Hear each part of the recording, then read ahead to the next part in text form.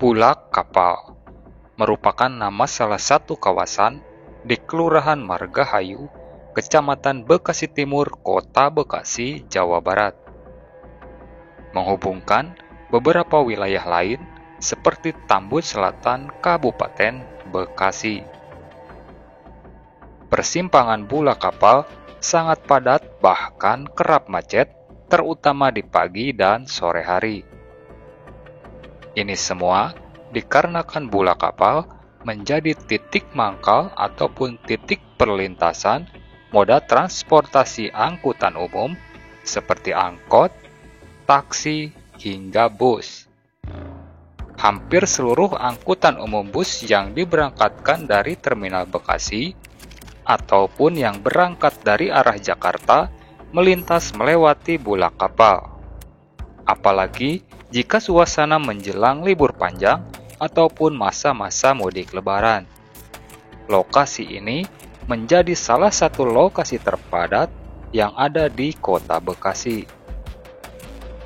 Selain dari Terminal Bekasi, para calon penumpang bus juga bisa mengambil titik keberangkatan dari Bulak Kapal.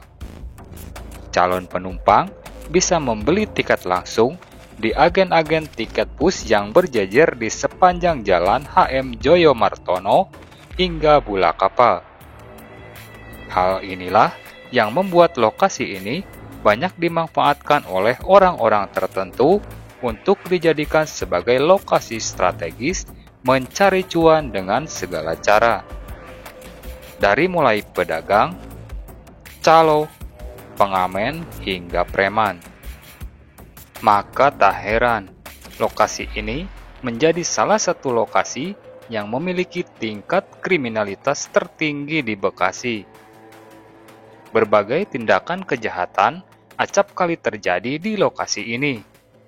Dari mulai perjudian, pencopetan, pemerasan, hingga perkelahian. Kisah ini terjadi pada awal tahun 1999. Kala itu memasuki akhir bulan Ramadan yang berarti masa-masa mudik lebaran telah tiba. Mudik lebaran merupakan salah satu tradisi mayoritas masyarakat Indonesia untuk bisa berkumpul bersama keluarga dalam suasana perayaan Hari Raya Idul Fitri atau Lebaran. Orang-orang rela antri, berdesak-desakan, serta macet panjang demi bisa melaksanakan tradisi pulang ke kampung halaman dan berkumpul bersama keluarga saat Lebaran. Tak terkecuali bagi Jamal, pria beranak dua asal Pangandaran yang kala itu masih menjadi bagian dari Kabupaten Ciamis, Jawa Barat. 2 tahun sudah Jamal merantau dan mengadu nasib di daerah Pondok Ungu, Bekasi Barat. Ia bekerja sebagai security di salah satu komplek perumahan elit di wilayah tersebut. Dan seperti tahun sebelumnya, ketika menjelang Hari Raya Idul Fitri, Jamal pun harus bergegas untuk mudik ke kampung halaman. Jika pada tahun lalu, Jamal melakukan perjalanan mudik dengan memulai keberangkatan dari Terminal Bekasi. Namun, kala itu Jamal memilih menunggu bis di perempatan Bulak Kapal, yang dikenal sebagai Terminal Bayangan. Bukan tanpa alasan, kenapa Jamal memilih menunggu di Bulak Kapal. Tetapi Jamal memang janjian dengan salah satu temannya yang sama-sama mau mudik ke Pangandaran. Kala itu, sekitar jam 7 malam, Jamal tiba di lampu merah Bulak Kapal. Sambil menunggu kawan satu kampungnya tiba dari arah Tambun, Jamal duduk sambil memesan segelas kopi di salah satu warung di area tersebut. Dalam kondisi selalu waspada, Jamal duduk santai sambil menikmati segelas kopi panas di warung tersebut. Karena Jamal tahu betul, Bulak Kapal merupakan lokasi yang rawan akan tindakan kejahatan. seperti copet, pemalakan, jambret, hingga penodongan. Yang konon, aksi-aksi tersebut kebanyakan dilakukan oleh preman-preman berkedok pengamen. Sambil menikmati segelas kopi, Jamal pun mendapat sedikit tambahan informasi mengenai para penjahat bola kapal dari bapak pemilik warung. Bapak warung mengatakan bahwa di lokasi itu terdapat puluhan preman nakal yang kerap beraksi baik pagi, siang, ataupun malam.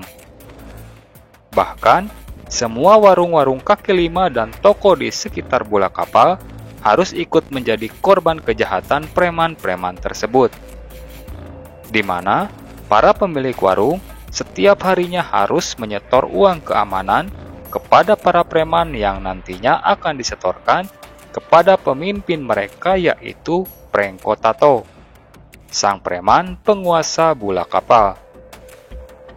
Prengko Tato dikenal sebagai preman yang sangat sadis dan ditakuti oleh sopir-sopir ataupun kondektur angkutan umum yang melintas di wilayah tersebut, di mana sudah menjadi sebuah kewajiban bagi para pengemudi angkutan umum untuk menyetor uang keamanan kepada Prengko Tato setiap harinya. Jika membantah, fatal akibatnya. Prengko Tato tak segan-segan untuk menghabisi.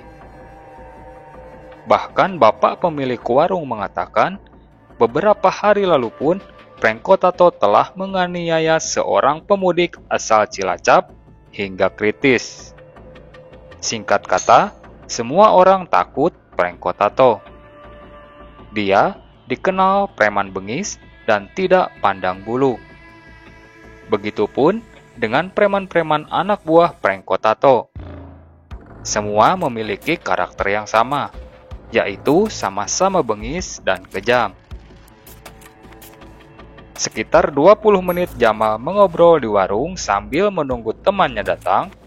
Tiba-tiba ia dihampiri 3 orang preman yang langsung mengatasnamakan sebagai anak buah Prengko Tato. Preman-preman tersebut to the point meminta sejumlah uang kepada Jamal. Demi rasa keamanan dan tidak ingin memperpanjang masalah, Jamal pun langsung memberikan sejumlah uang kepada preman-preman itu. Namun entah apa alasannya, preman-preman tersebut menolak uang pemberian Jamal. Mereka malah marah dengan alasan uang tersebut masih kurang. Dalam kondisi mabuk, preman-preman tersebut malah memaksa mengambil dompet yang ada di kantong celana Jamal. Namun maaf, jika harus memberikan seluruh isi dompet, Jamal lebih baik berontak dan melawan. Jamal berpikir, lebih baik mati daripada harus merelakan semua hasil jerih payahnya selama merantau di kota kepada preman-preman tersebut. Mendapat penolakan keras dari Jamal, preman-preman itu pun langsung menyerang Jamal. Ketiganya membabi buta hendak menghabisi Jamal. Namun, Jamal bukanlah pemuda sembarangan. Ia merupakan ahli bela diri silat yang sangat disegani di kampungnya. Bahkan, Jamal sempat tergabung dalam organisasi resmi pencaksilat dan pernah menjuarai kejuaraan pencaksilat tingkat provinsi sekitar 4 tahun lalu. Ya, dari kecil, Jamal memang sudah terbiasa mempelajari ilmu seni bela diri pencaksilat. Ia belajar dari ayahnya sendiri yang tak lain merupakan guru silat senior di wilayah Pangandaran. Berbagai prestasi pun Jamal raih di dunia persilatan pada masa itu. Akhirnya, Jamal dan ketiga preman tersebut pun terlibat perkelahian dengan Jamal. Dengan mudah, satu persatu dari preman-preman itu kalah oleh Jamal. Bahkan, Jamal tidak butuh waktu lama untuk melumpuhkan mereka. Tak lama berselang, teman-teman dari si preman pun berdatangan untuk membantu dan mengeroyok Jamal. Hingga Jamal harus terlibat perkelahian dengan jumlah lawan yang lebih banyak. Namun lagi-lagi, semua preman-preman itu tumbang oleh Jamal. Tidak ada satupun dari mereka yang mampu mengalahkan Jamal. Mendapat laporan bahwa hampir semua anak buahnya terlibat perkelahian, akhirnya Prengko Tato pun datang ke lokasi. Ia datang dengan membawa sebilah samurai tajam berukuran panjang. Melihat semua anak buahnya dikalahkan Jamal, emosi Prengko Tato pun terbakar. Prengko berjanji bahwa dia akan menghabisi Jamal tanpa terkecuali. Duel sengit pun terjadi.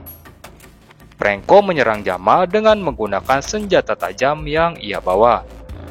Sementara Jamal berusaha mengerahkan segala kemampuan ilmu bela dirinya demi bisa mengalahkan Prengko Tato. Jamal berpikir tidak ada yang bisa menghentikan perkelahian tersebut kecuali salah satu dari mereka ada yang mati. Tidak hanya kemampuan ilmu bela diri yang mampu menghentikan orang seberingas Prengko Tato, tetapi juga butuh mental petarung yang betul-betul matang. Dengan mengerahkan segala kemampuan, akhirnya Jamal pun berhasil mengalahkan Prengko Tato. Prengko terkapar tidak berdaya. Bahkan, Prengko Tato harus kehilangan nyawa akibat perkelahian tersebut.